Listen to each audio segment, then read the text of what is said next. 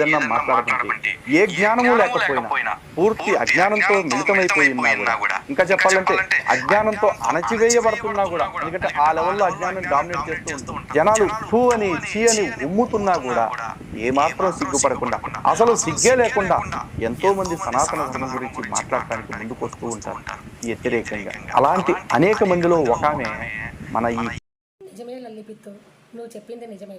పవిత్ర Bible గురించి విమర్శలు చేస్తూ సనాతన ధర్మం యొక్క పరువును తీస్తున్న, అజ్ఞానంతో సనాతన ధర్మం యొక్క పరువును తీస్తున్న వారిలో నువ్వు కూడా ఒకడివి. సిగ్గు లేకుండా అదే పదే పదే బైబిల్ని విమర్శిస్తూ, సాయిబాబాని విమర్శిస్తూ, అందరినీ విమర్శిస్తూ సనాతన పరువు తీస్తూ ఆన్లైన్ బెగ్గర్లో సిగ్గు లేకుండా అడుక్కుంటున్నానని నీకు నువ్వే భలేగా సపోర్ట్ ఇచ్చుకున్నావే.